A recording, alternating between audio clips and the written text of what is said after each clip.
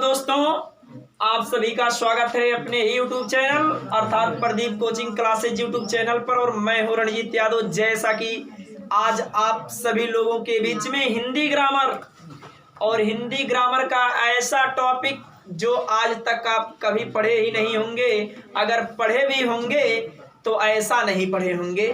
फिलहाल ध्यान दीजिए, आज रस के बारे में चर्चा की जाएगी और रस आज आप लोगों का ऐसा आ जाएगा कि जिंदगी में आप भूलना चाहेंगे भी तो नहीं भूल सकते हैं। फिलहाल ध्यान दीजिए, रस की बात की जा रही है और आज आपको रस समझ लीजिए घोर कर पिलाया जाएगा।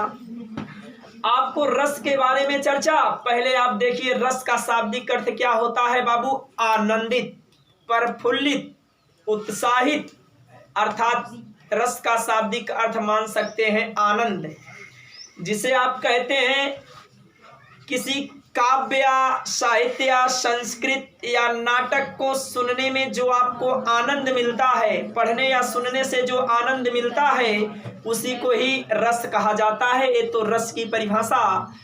और इस कंडीशन में आप सभी लोग जानते हैं रसों की संख्या है 9।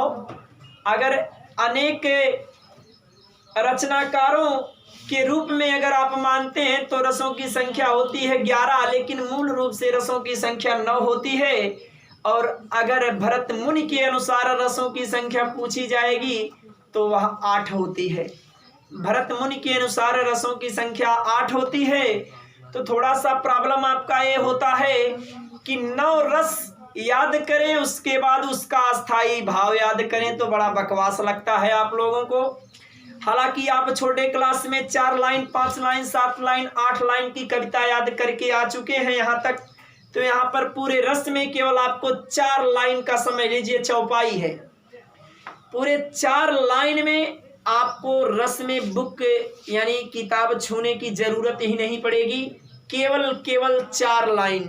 और ऐसा भी आपको बता दिया जाएगा कि आप लाइफ में भूलेंगे नहीं। फिलहाल ध्यान दीजिएगा, आपको रस के बारे में बताया जा रहा है, ध्यान देते रहिए। रस आपको दिया गया है, ट्रिक इसका क्या है, 4 लाइन का चौपाई बहुत मेहनत से बनाए हैं और आप लोग अगर थोड़ा सा दिमाग लगाकर याद कर लेंगे तो शायद कभी भूल नहीं सकते। और चौपाई किसको नहीं याद होता है, आज की डेट में चौपाई और छंद बोलने वाले तो तरह तरह के लोग आते ही रहते हैं। ध्यान दीजिएगा, आपको बताया जा रहा बाबू, करुण हास्य श्रृंगार मिलकर वीर भयानक शांत बना और शोक हास्य रति के उत्साह से भय भी निर्वेद बना और अद्भुत रौद्र विभत्स के कारण 9 रसों का सम्मान बना और विस्मय क्रोध की जुगुप्सा से रसों का अस्थाई भाव बना। अर्थात इसमें आपको 9 रस और 9 रसों का अस्थाई भाव शामिल किया गया है। थोड़ा सा केवल ध्यान दीजिए। अब 9 रस का सम्मान और रसों का अस्थाई भाव इस पंक्ति को पूरा करने के लिए अर्थात इसकी शोभा बढ़ाने के लिए ही जोड़ दिया गया है। हालांकि आपका यानी रस यहां तक ही पूरा हो जा रहा है। फिलहाल ध्यान दीजिएगा, अब करुण हास्य श्रृंगार मिलकर वीर भयानक शांत बना, शोक हास्य रति के उत्साह से भय भी निर्वेद बना, अद्भुत रौद्र विभत्स के कारण 9 रसों का सम्मान बना और विस्मय क्रोध की जुगुप्सा से रसों का अस्थाई भाव बना। कहने का मतलब एक पंक्ति में रस है और दूसरे पंक्ति में रस का अस्थाई भाव है, फिर तीसरे पंक्ति में रस दिया गया है और चौथे पंक्ति में रस का अस्थाई भाव दिया गया है। तो पहले आप काउंटिंग ही कर लीजिए, रसों की संख्या कितनी है। 1 2 3 4 5 6 रस, उसके बाद 7 8 और 9 रस। रसों की संख्या मूल रूप से 9 ही बताया गया। अब ध्यान दीजिएगा, अस्थाई भाव की बात की जाए, थोड़ा सा ध्यान दीजिए। करुण रस का अस्थाई भाव होता है शोक। माने यदि आप किसी को बहुत नज़दीकी से और बहुत खास रूप से जानते हैं, एकाएक में उसकी दुर्घटना हो जाए या उसकी मृत्यु हो जाए तो वहाँ आपको बहुत कष्ट होगा, आप बहुत दुखमय हो जाएंगे, अर्थात वहाँ पर आप शोक उत्पन्न करेंगे। अर्थात करुण रस का स्थायी भाव क्या होता है? शोक होता है। उसके बाद हास्य रस का स्थायी भाव हास होता है। कभी कभी किसी काव्य में, किसी नाटक में, किसी चौपाई में, किसी छंद में कुछ ऐसी बात आती है कि आप पढ़ते सुनते ही हंसना शुरू कर देते हैं, तो वहां पर कौन सा रस हो जाएगा? हास। जिसके सुनने, कहने, देखने, ताकने, मतलब जिससे भी आपको लग जाए कि अब हमें हंसी आ जा रही है, तो वहां रस आपका ऑलरेडी हास हो जाएगा। जैसे आप बता सकते हैं हास रस का कोई भी एग्जाम्पल, ध्यान दीजिएगा। जैसे बता दिया जा रहा, ध्यान से सुनिएगा। चींटी चढ़ी पहाड़ पर मरने के वास्ते और नीचे कपिल देव खड़े थे कैंच लेने के वास्ते। अर्थात इसमें भी आपको सुनने से हंसी आ जाएगी, और जिसमें काव्य सुनने या कहने, बोलने में आपको लगे कि इससे हंसी उत्पन्न हो जाएगी, तो वहाँ पर हास्य रस ही होगा। जैसा कि एग्जाम्पल के तौर पे एक बार हम आप लोगों को हंसा ही दिए हैं, तो यहाँ पर हास्य की बात की गई। अब आता है आपका श्रृंगार रस। आप सभी लोग जानते हैं श्रृंगार रस का स्थायी भाव होता है रति, प्रेम, इश्क, मोहब्बत, कुछ भी बता सकते हैं। श्रृंगार रस का स्थायी भाव है जहाँ पर आपको प्रेम की बात लगे या आपको बता दिया गया कि मोहब्बत की बात की जाए, तो वहाँ पर आपको रस कौन सा होगा? श्रृंगार रस, जिसका स्थायी भाव बताया गया रति होता है। उसके बाद वीर रस। वीर रस कहने का मतलब जिससे आप उत्साहित हो, प्रफुल्लित हो, आनंदित हो, अर्थात वीर रस का स्थायी भाव आपको बताया गया भाई उत्साह है। अब अगला रस आता है आपका भयानक रस। भयानक कहने में ही भय या डर का तात्पर्य हो रहा है, अर्थात भयानक रस का स्थायी भाव भय या डर हो जाएगा। उसके बाद शांत रस। नहीं कहते हैं भैया ये बहुत शांत स्वभाव के हैं, इनमें कुछ भी नहीं है, अर्थात जहाँ शांत रस की बात की जाए उस रस का स्थायी भाव होता है निर्वेद। ध्यान दीजिएगा, रस के नीचे उसका अस्थायी भाव एरो के चिन्ह के नीचे ही आपको बता दिया जा रहा है। अब यहाँ शांत रस की अस्थायी भाव की बात की गई, तो शांत रस का अस्थायी भाव होता है निर्वेद। यहाँ तक किसी को कहीं पर कोई दिक्कत नहीं। उसके बाद आइए अद्भुत। अद्भुत या आश्चर्य की बात की जाए ना, कहा ये बहुत अद्भुत की बात है। अगर कोई ऐसा बात आ जाए जिसमें आपको अद्भुत लगे और अद्भुत के साथ साथ उसमें विस्मय का तात्पर्य हो, तो उसी को ही अद्भुत रस का स्थायी भाव क्या होता है? विस्मय होता है। और रौद्र रस का स्थायी भाव क्रोध होता है। कभी कभी कहा जाता है कि शिव शंकर जो है रौद्र अवस्था में आ गए, अर्थात क्रोध की अवस्था में आ गए। अर्थात जहाँ पर गुस्सा और क्रोध की बात की जाए वहाँ पर आपका रौद्र रस होगा, लेकिन रौद्र रस का स्थायी भाव क्या होता है? क्रोध। जहाँ पर आपको ऐसा लगे कि यहाँ क्रोध है, क्रोध की बातें कही जा रही है, तो वहाँ पर आपको लगना चाहिए कौन सा रस है? रौद्र रस, क्योंकि रौद्र रस का ही स्थायी भाव क्रोध है। जहाँ पर क्रोध की बात की जाएगी वहाँ पर रस कौन सा होगा? रौद्र रस। उसके बाद आपको बताया गया विभत्स। विभत्स रस का स्थायी भाव होता है जुगुप्सा या घृणा। जिससे नफरत की बात या घृणा की बात या जुगुप्सा की बात की जाएगी, वहां पर रस आप तुरंत जानेंगे कौन सा रस है? विभत्स रस। और ऐसा बहुत सी बात है कि जो घृणा या खिन्नित हो सकते हैं, घृणित हो सकते हैं, तो वह बात हम कहना नहीं चाहते हैं, खुद ही समझिए।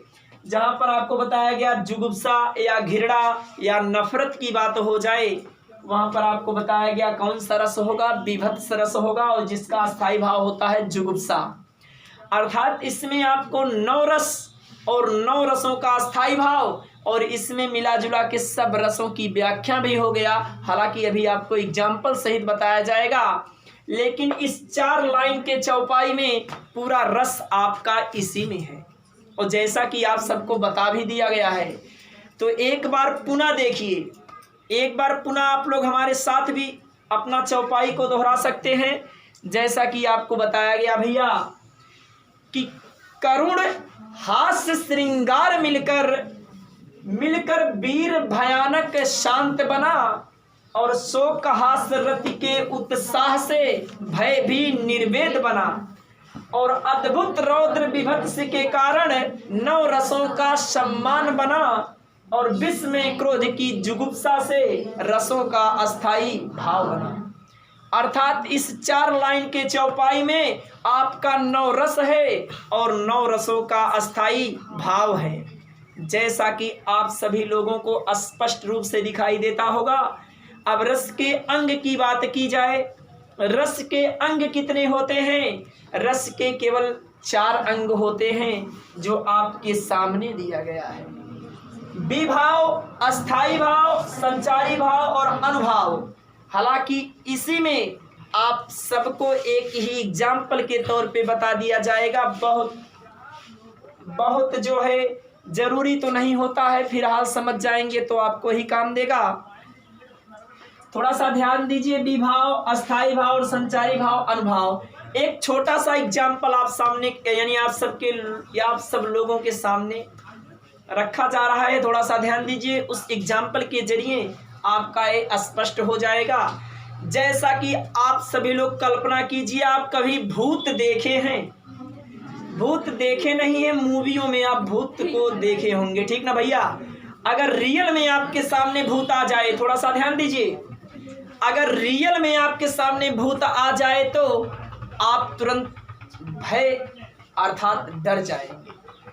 अगर आप कहीं जा रहे हैं, एकाएक में भूत सामने खड़ा हो गया तो आप डर जाएंगे, भयभीत हो जाएंगे। उसके बाद थिंकिंग करेंगे, विचार करेंगे, हमें करना यहाँ क्या है, भागना है कि इससे लड़ना है, भागना है या लड़ना है। तो आपको बताया, थोड़ा सा ध्यान दीजिए, इसी से अभी विभाव, अस्थाई भाव, संचारी भाव और अनुभाव निकल जाएगा। बताया गया, आपको भूत की एग्जाम्पल दी गई कि आप कभी भूत देखे हैं और देखे हैं, लेकिन रियल में नहीं देखे होंगे, और मूवियों में तो अनेक प्रकार से भूत ही मूवी लोग देखते ही हैं। जब आपको बता दिया जाए भूत, रियल में भूत आके आपके सामने खड़ा हो जाए तो आप क्या हो जाएंगे, भयभीत हो जाएंगे, डर जाएंगे, ये तो कन्फर्म है। और उसके साथ बताया गया, भयभीत और डर जाने से आप क्या कर सकते हैं कि आप मन ही मन विचार करेंगे, अब यहाँ पर हमारा रहना उचित है या यहाँ से भागना उचित है या इससे लड़ना उचित है। उसके बाद आपके शारीरिक क्रिया में कुछ प्रॉब्लम हो जाती है। आप डर की वजह से कभी कभी लोग छर भी जाते हैं। अर्थात यहाँ पर बात क्या की गई, जो भूत है वह आपका विभाव है, जो भूत है वो आपका क्या है, विभाव है। और जो अस्थाई भाव अर्थात भूत के देखने से आप डर गए और भय हो गया, अर्थात जो डर या भय है वह आपका हो गया अस्थाई भाव।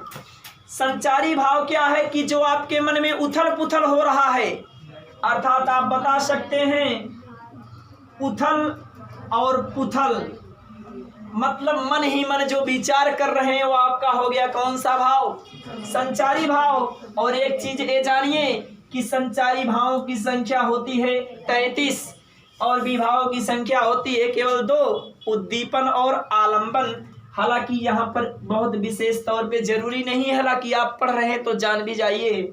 विभाव 2 प्रकार और संचारी भाव बताया गया कितना होता है 33। अनुभावों की संख्या भी होती है बाबू 8, और जबकि अस्थाई भाव माने जितना रस उतना अस्थाई भाव, अभी आप 9 पढ़ ही चुके हैं। उसके बाद आपको बताया गया मन ही मन या शरीर में जो आपको दिक्कत होती है या मन ही मन जो आप विचार करते हैं उथल पुथल होता है वह आपका कौन सा भाव होगा, संचारी भाव होगा। और अनुभाव की बात की जाए जो शारीरिक क्रिया होगी,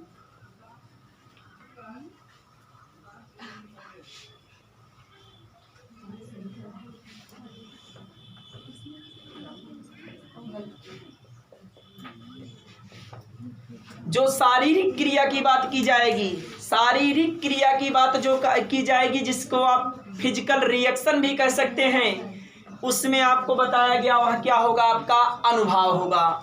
अर्थात इस कंडीशन में आप सभी को बताया गया बाबू कि विभाव, अस्थाई भाव, संचारी भाव और अनुभाव की बात की गई।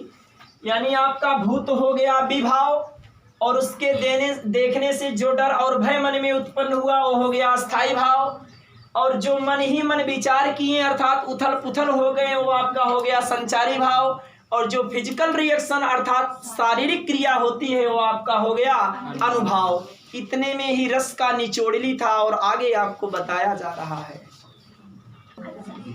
अब ध्यान दीजिएगा, चौपाई के अनुसार पहले आपको रस पढ़ना है करुण रस, नहीं तो शुरू होता है श्रृंगार। फिलहाल आप चौपाई के हिसाब से चलेंगे तो पढ़ेंगे रस, और रस का ऐसा ट्रिक बार बार नहीं बनेगा, आपको बनाना भी नहीं पड़ेगा, केवल ध्यान इतना देना है। अब 9 रस बताया गया, 9 रसों का अस्थाई भाव बता दिया गया, तो अस्थाई भाव के अनुसार सब रस की परिभाषा हो जाएगा। क्या लिख सकते हैं, नामक अस्थाई भाव, विभाव, अनुभाव, संचारी भाव जिस रस रूप में परिणित होते हैं वहाँ रस कहलाता है। और कौन सा रस, जो रस आप पढ़ेंगे, पहले आप पढ़ रहे हैं कौन सा रस, करुण रस। करुण रस पढ़ रहे हैं तो करुण रस का अस्थाई भाव होता है शोक, तो यहाँ केवल आप लिख देंगे बाबू शोक, और यहाँ पर हो जाएगा करुण रस, बस परिभाषा सब में यही हो जाएगा। शोक नामक अस्थाई भाव, विभाव, अनुभाव, संचारी भाव जिस रस रूप में परिणित होते हैं वहां करुण रस कहलाता या वह करुण रस होता। अगर हास रस की बात की जाए तो केवल यहाँ हास लगा देंगे। हास नामक अस्थाई भाव, विभाव, अनुभाव एवं संचारी भाव जिस रस रूप में परिणित होते हैं वहां हास रस कहलाता है या वहां हास रस होता है। अगर आपको बात की जाए श्रृंगार रसिका तो परिभाषा हो जाएगा रति नामक या प्रेम नामक अस्थाई भाव, विभाव, अनुभाव, संचारी भाव जिस रस रूप में परिणित होते हैं वहां श्रृंगार रस होता। किसी को कोई दिक्कत? केवल इसीलिए यहाँ डाट डाट और यहाँ डाट डाट किया गया था कि हम डाट डाट चलें तो आप लोग पात पात चलो। तो यही बताया गया, केवल आप अस्थाई भाव रख देंगे और जौन सा रस पढ़ेंगे वही रस कहलाएगा, कोई दिक्कत नहीं। अब ये बात की गई करुण रस की, अभी आपको एग्जाम्पल सहित बताया जा रहा है। आप सभी को करुण रस की बात की गई, जबकि ट्रिक विधि से आपको परिभाषा बताया गया कि यहाँ डाट डाट कर सकते हैं। उसके बाद नामक अस्थाई भाव, विभाव, अनुभाव, संचारी भाव जिस रस रूप में परिणित होता है वहाँ वही रस कहलाएगा जिसका आप अस्थाई भाव रखना चाहेंगे। जैसा कि 4 लाइन के चौपाई के अनुसार पहला आप रस पढ़ रहे हैं करुण रस, और जिसका अस्थाई भाव आप सभी को पहले से पता है शोक। तो यहाँ पर केवल कर दिया गया शोक नामक अस्थाई भाव, विभाव, अनुभाव, संचारी भाव जिस रस रूप में परिणत होते हैं वहाँ करुण रस कहलाता है या वहाँ करुण रस होता है।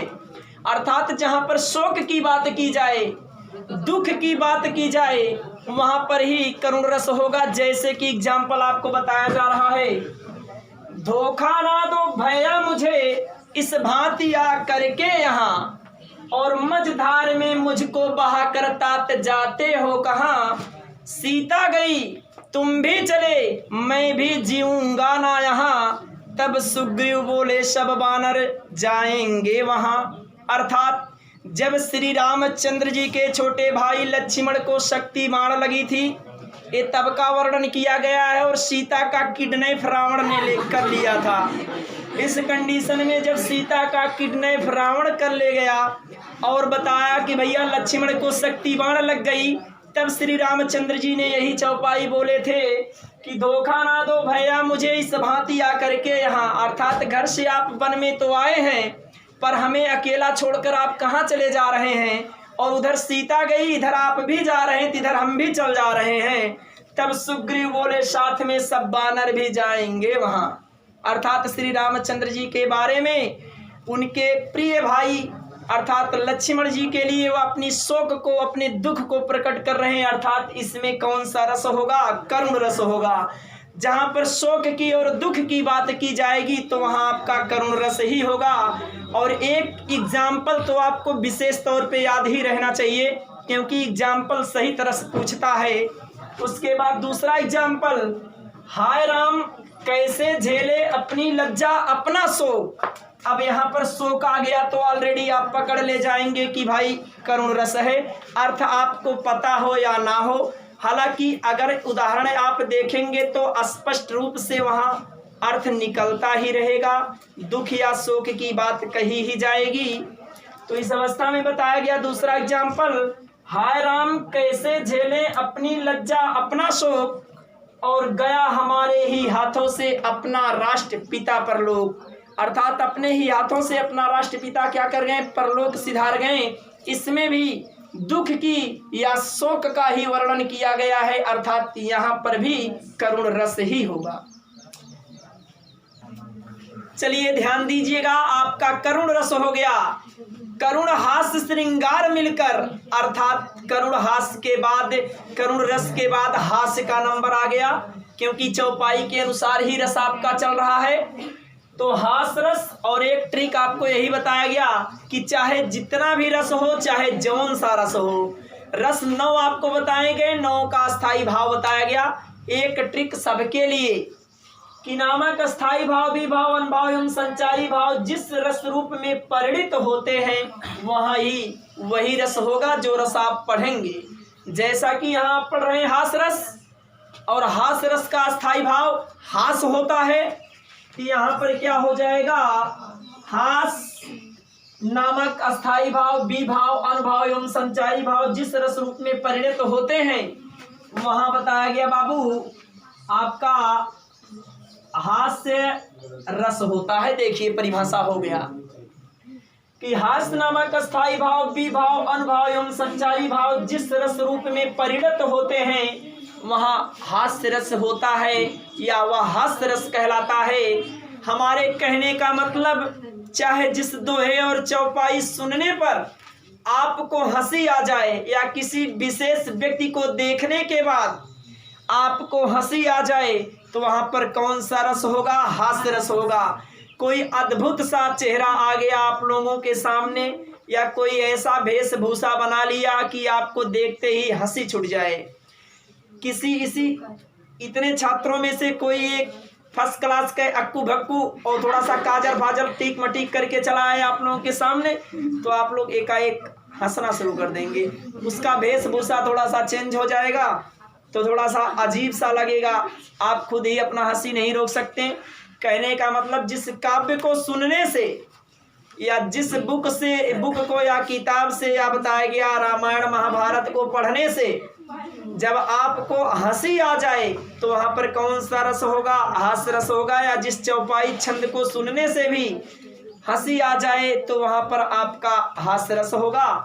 हालांकि ऐसा एग्जाम्पल दिया गया ऑलरेडी, इसमें दिख ही रहा आपका हास्य रस है। ध्यान दीजिएगा, चींटी चढ़ी पहाड़ पर और मरने के वास्ते, और नीचे खड़े कपिल देव कैच लेने के वास्ते। फर्स्ट क्लास का एग्जाम्पल है भाई। इसमें देखिए कि चींटी चढ़ी पहाड़ पर मरने के वास्ते, और नीचे इंडिया क्रिकेट खिलाड़ी कपिल देव खड़े हुए हैं उसका कैच लेने के वास्ते। किसका, चींटी का कैच लेने के वास्ते। अर्थात इसमें भी आपका हास्य रस है। और उसके बाद बताया गया अगला एग्जाम्पल और मजबूत एग्जाम्पल। इसमें से एक एग्जाम्पल तो आपको याद ही रहना चाहिए क्योंकि हास्य रस पढ़ रहे हैं, और एग्जाम्पल सहित आपको बोर्ड में परीक्षा में देता है लिखने के लिए। और दिया गया बाबू, प्रेमियों की शक्ल कुछ कुछ भूत होनी चाहिए। और भूत माने ऑलरेडी आप लोग समझते ही हैं, नाकात में भूत सवार हो ये बात है, या इनको सनक सवार हो गया है, इतना प्रेम में व्याकुल या पागल हो चुका कि इसका अच्छा बुरा का कोई ज्ञान है नहीं इसके पास। तो वही बताया गया कि प्रेमियों की शक्ल कुछ कुछ भूत होनी चाहिए, और अक्ल उनकी नाम में 6 सूत होनी चाहिए। अक्ल की बात की गई है। अक्ल माने बताया गया आपको क्या होता है भाई, दिमाग माने उसका बताया गया। अक्ल उनकी नाम में 6 सूत होनी चाहिए, और इश्क करने के लिए काफी कलेजा ही नहीं बताया गया आशिकों की चांद या सिर भी मजबूत होनी चाहिए। जब तक सिर उसका मजबूत नहीं रहेगा तब तक वह आशिक अपने आशिकी के लिए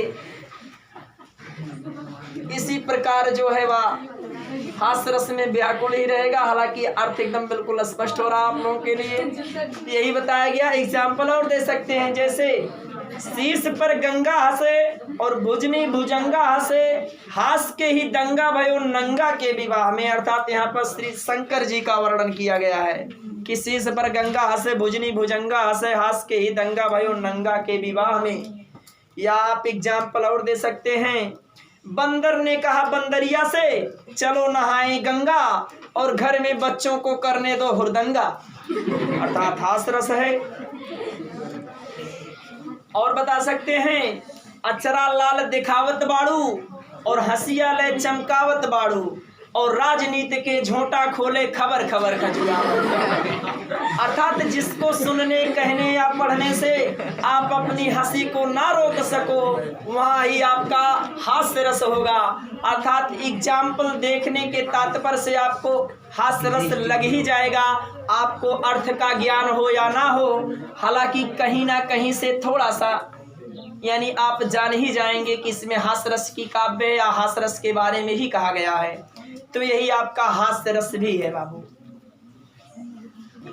तो देखिए आपको 4 लाइन के चौपाई में रस तो पूरा ही खत्म कर दिया गया। उसके बाद हालांकि आपको करुण रस और हास्य रस को भी पढ़ा दिया गया है, और करुण रस और हास्य रस तक आपको कहीं पर किसी भी प्रकार की दिक्कत नहीं होना चाहिए। और एग्जाम्पल तो आप अनेक दे सकते हैं, हालांकि कुछ ऐसे एग्जाम्पल होने चाहिए कि जो आपको एनी टाइम याद रहे, और उससे अर्थ अगर ना मालूम हो तब भी उसका बोध हो, उसके स्थायी भाव का बोध हो, तो वहाँ आप रस की जो है कल्पना या रस याद कर सकते हैं, एग्जाम्पल दे सकते हैं। यदि आपको अर्थ नहीं पता है तब भी ऐसा एग्जाम्पल रहे कि उससे उसका बोध हो सके। तो हमारे समझ से करुण रस और हास्य रस में आपको ऐसा ही एग्जाम्पल दिया गया है। एग्जाम्पल तो आप अनेक दे सकते हैं। यदि आपको इसमें कोई दिक्कत नहीं है तो आप वीडियो को लाइक कीजिएगा, चैनल को सब्सक्राइब कीजिएगा, प्लस बेल आइकन बटन दबाना तो बिल्कुल मत भूलिएगा। और साथ साथ इसको बहुत दूर तक अपने मित्रों में शेयर भी कीजिएगा ताकि यह वीडियो सब तक पहुंच जाए। और आप अपने इच्छा के अनुसार कमेंट बॉक्स में जाकर बेधड़क कमेंट कर सकते हैं। धन्यवाद।